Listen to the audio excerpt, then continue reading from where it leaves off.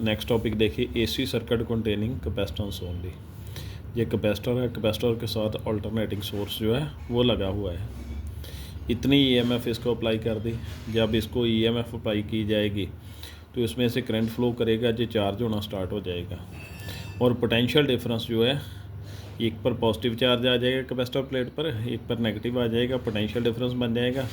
Capacitance के फार्मूले के अकॉर्डिंगली ये पोटेंशियल डिफरेंस बन गया, C equal to Q upon V, और V की वैल्यू फाइंड कर लोगे तो ये बन जाएंगे। ये जो पोटेंशियल होगा इस EMF के इक्वल होगा, इसलिए इक्वल कर दिया।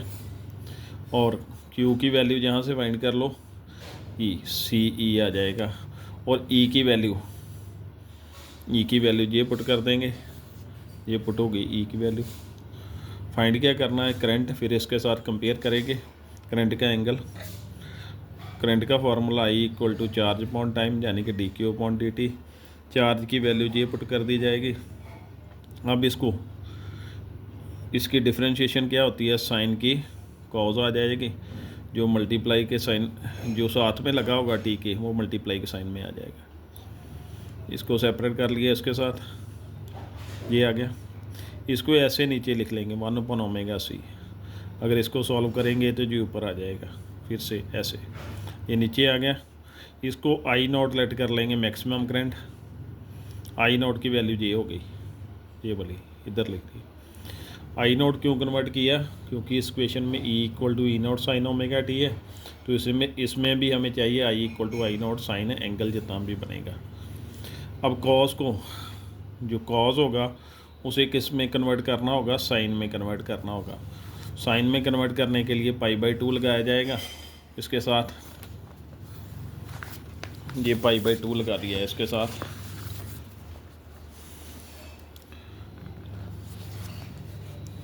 ये देखिए ये लगा दिए। I equal to I0 sine omega T जो है वो लग गया इसके साथ। अब देखिए दोनों को कंपेयर किया जाएगा, I equal to I0 sine omega T और E equal to E0 sine omega T. इसमें एंगल ओमेगा टी और इसमें एंगल क्या है, ओमेगा टी प्लस π/2।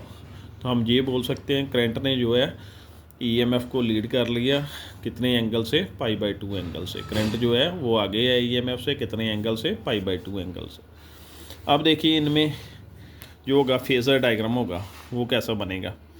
ये देखिए EMF का एंगल ओमेगा टी है, जहाँ पे देखोगे इसका एंगल ओमेगा टी है।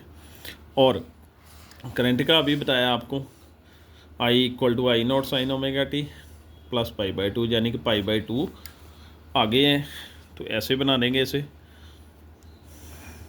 ये देखिए इस तरफ बढ़ गया एंगल, I0 के साथ ओमेगा टी प्लस π/2 एंगल जो है वो बन जाएगा।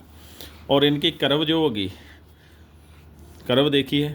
अब कॉज वाला लास्ट इक्वेशन ये तो सेम ही है साइन वाली, ये ऐसे आ जाएगी EMF की इक्वेशन।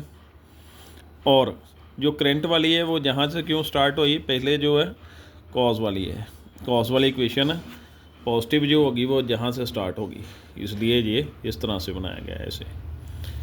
ये इसका फेज़र डायग्राम हो गया। ये क्या है, इसका फेज़र डायग्राम। और ये कर्व्स जो है वो बता दी। अब लास्ट में जो I0 की वैल्यू ये लिखी थी वो लिखेंगे, I equal to E0 upon R। और ओम्स लॉ की इक्वेशन के साथ ये लिखी है वैल्यू। इस इक्वेशन को, इसको I equal to I0 equal to E0 upon 1/ω/c कहाँ से आया, जहाँ से आया। इस इक्वेशन को ओम्स लॉ वाली इक्वेशन के साथ कंपेयर करेंगे। ओम्स लॉ की इक्वेशन क्या है, ये I equal to V upon R, यानी कि I0 E0 upon R। R की जगह क्या आ गया, ये रेजिस्टेंस आ गया। रेजिस्टेंस की वैल्यू ये आ जाएगी।